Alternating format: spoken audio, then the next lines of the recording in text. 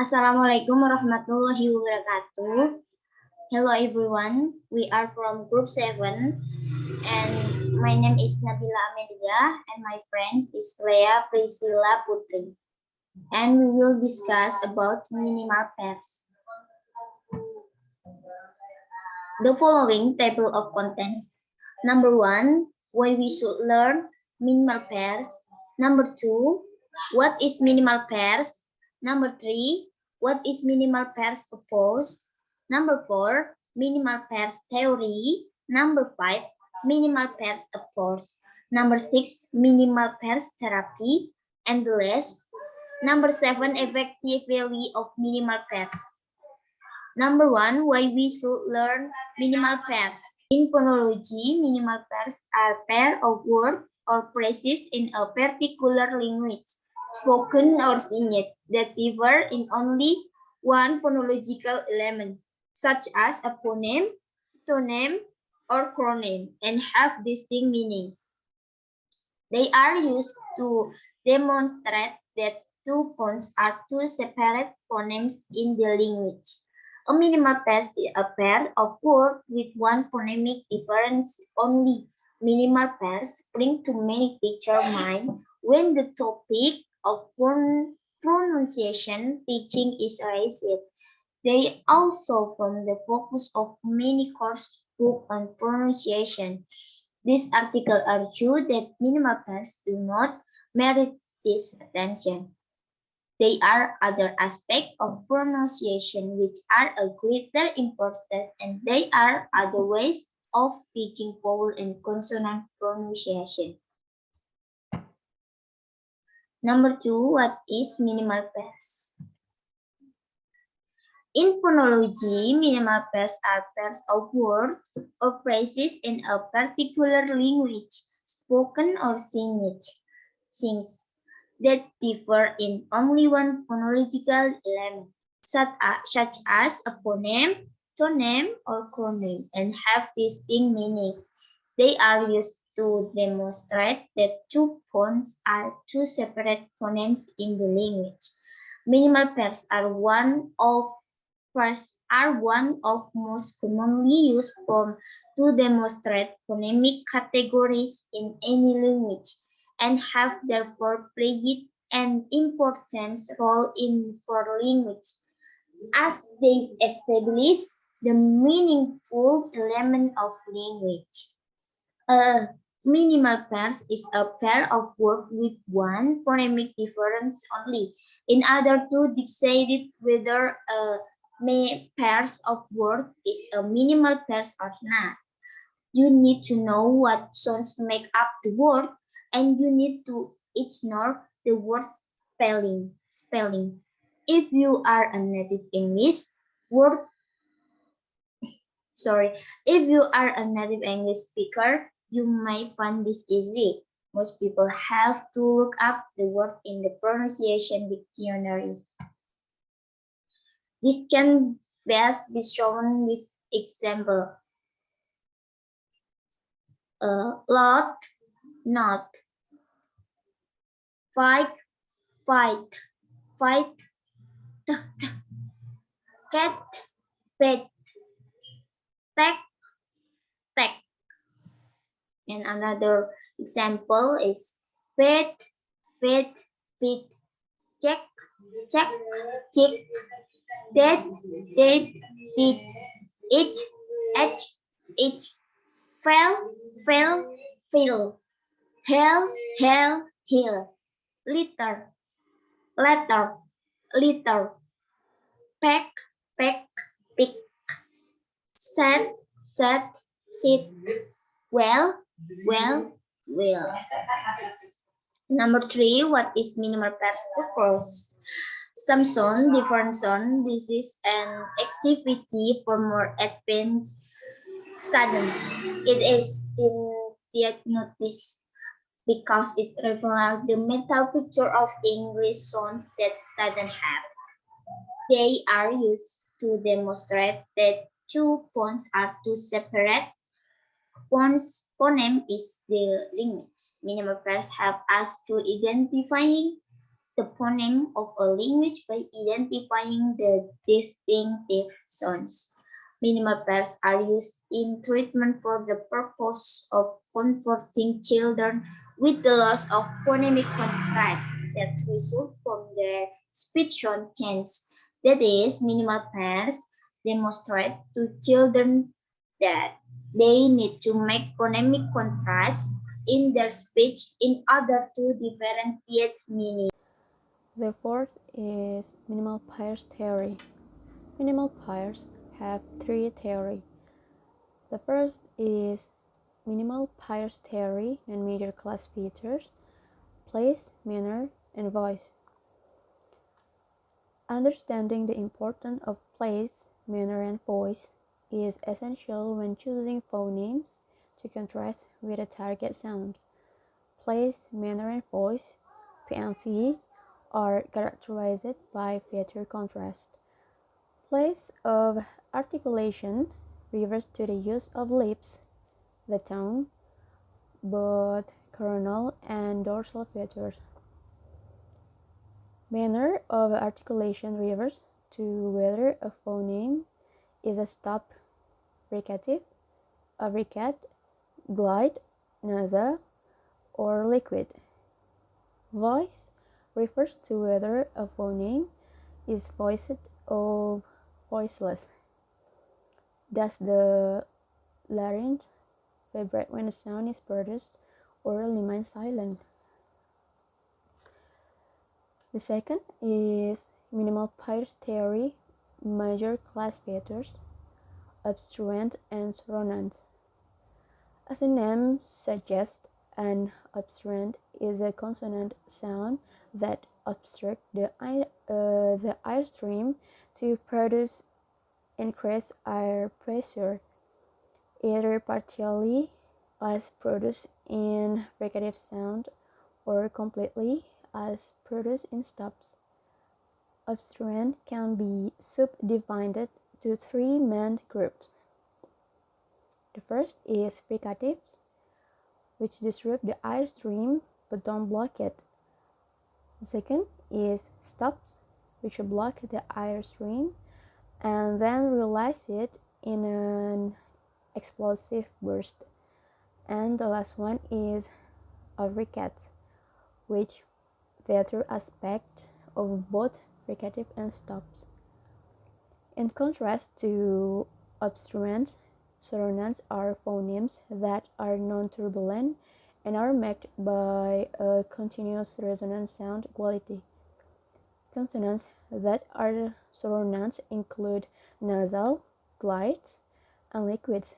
Vowels are also sonant.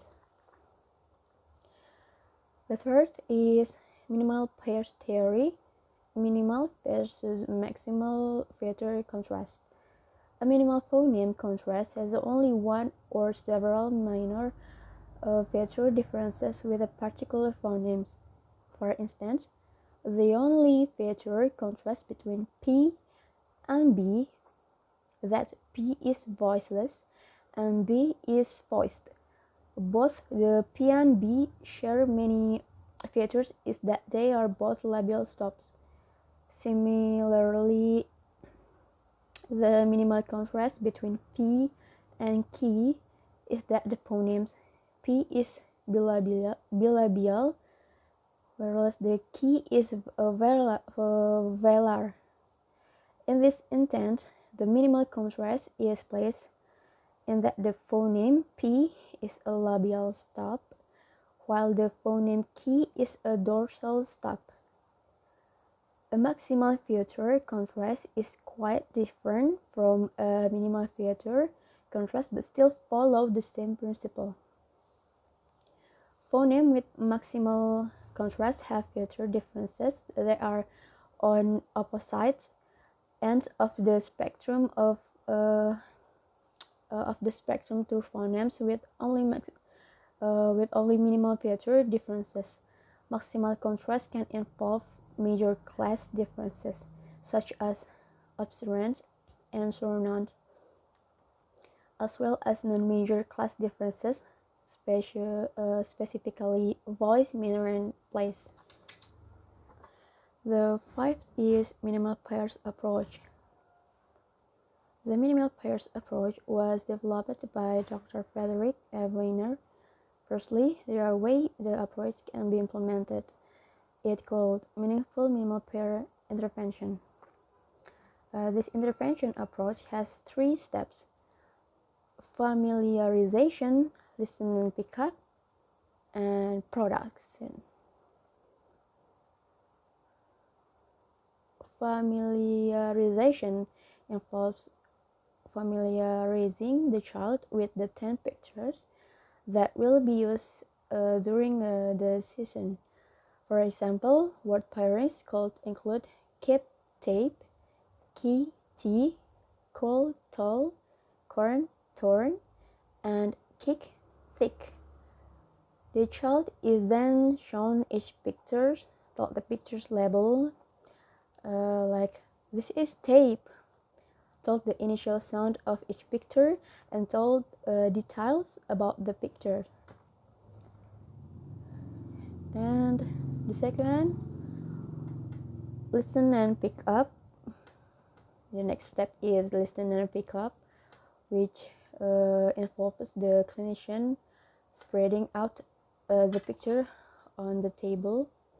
The child is then asked to pick them up one at a time, pick up tea, until they have accurately picked up all 10 pictures.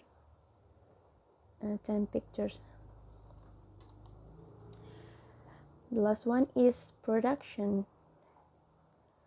The final step is production of minimal pair words, where the child takes a turn being the teacher.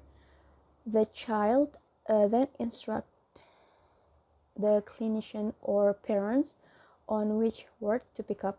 The words should be picked up regardless if they mean to produce that word or not. For example, if they say tape, the clinician or parent is to pick up the tape. If the children respond with no, the tape, then both are to be picked up, and the clinician can ask, do you mean tape or cape? The activity continues on with instruction and additional cues.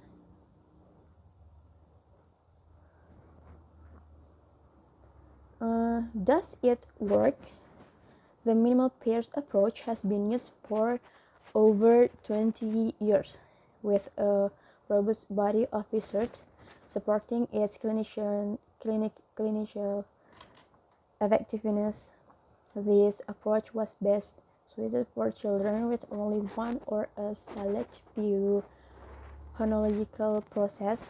Research comparing both the minimal and maximal pairs approach found that targeting a maximally opposed pair led to greater generalization than a minimally opposed pair.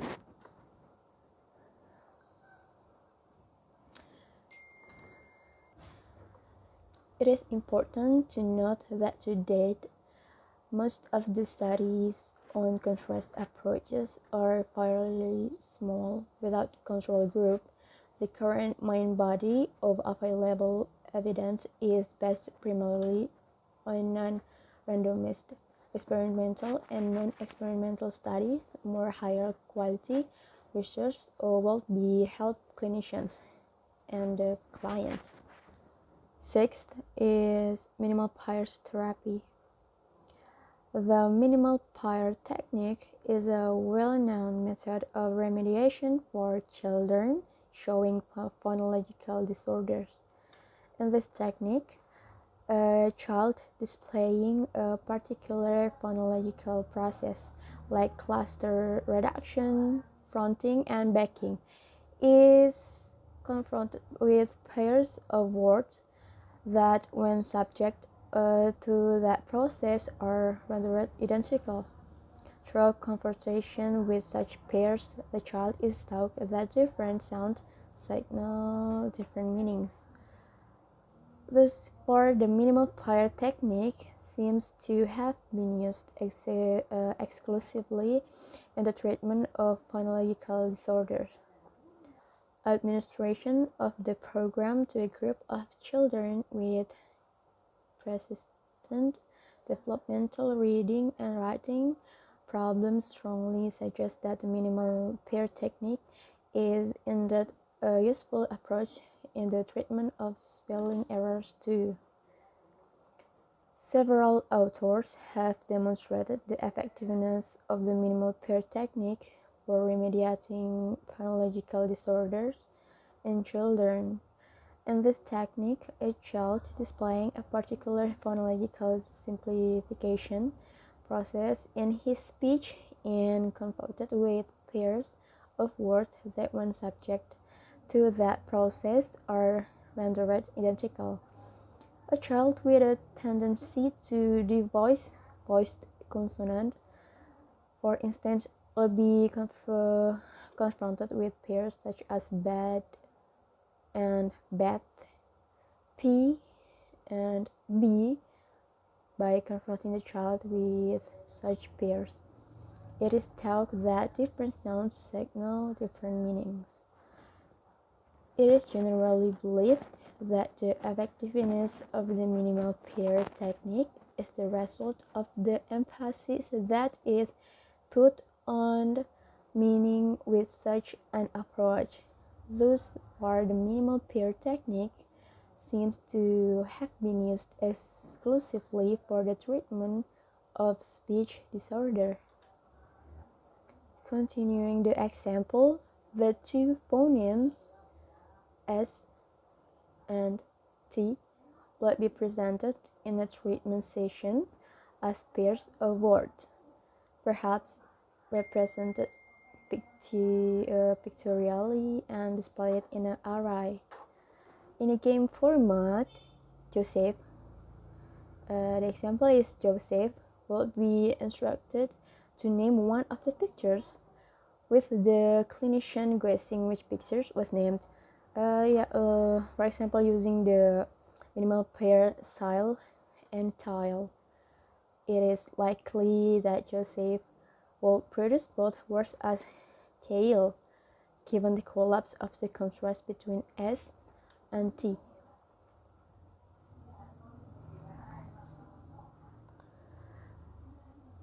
Consequently,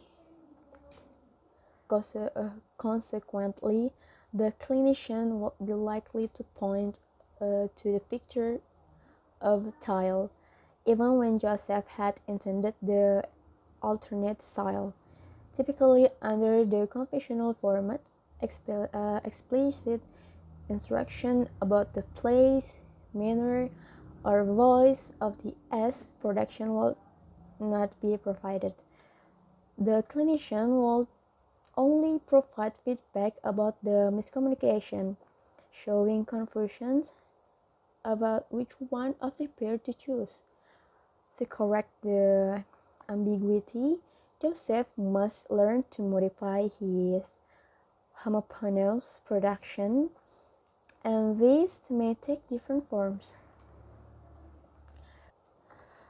For example, Joseph might produce another fricative in place of S, perhaps F or S, because Joseph's production would no longer result in homonymy, and the target fricative stop contrast was being preserved. The clinician would reward a successful communication by selecting the intended style. In this way, outputs that eliminate ambiguities associated with homonymy will be deemed correct.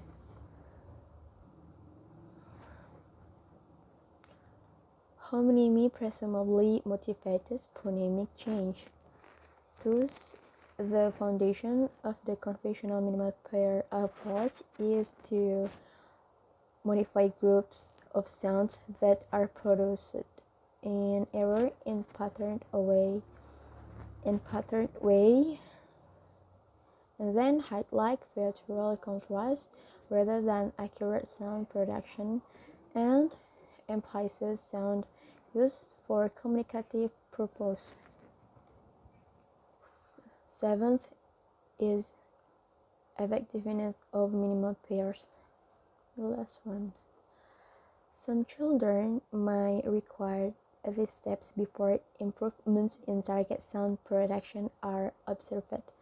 This suggests that addressing the function of the sounds in communication, as recommended by conventional minimal pair approaches, may not be the single most important variable that is crucial to treatment effectiveness. The role of homonymy is promoting sound change in a series of studies that evaluation of the relative effect of two different treatment conditions on children's sound system. In one treatment condition, a target sound was paired with its substitute for expected homophony in production. In another treatment condition, two target sounds, both of which were excluded from the child inventory, were paired with each other. Here, the children's outputs were expected to be non-homonymous. Result indicated that the non-homonymous condition resulted in greater improvements in the children's sound system. Although the homonymous condition did lead to generalization, this occurred to a lesser extent. Thus, finding lend further support to the hypothesis that homonymy may not be a necessary component in phonological change. And then the duration of therapy is dependent on the child. We can't force the children. We have to follow them.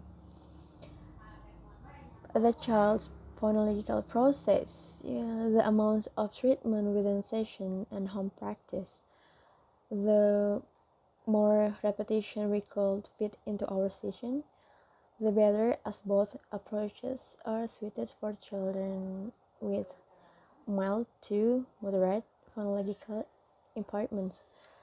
With only a few age inappropriate errors remaining, in theory at least, it should take less time than more intensive treatment approaches such as cycles.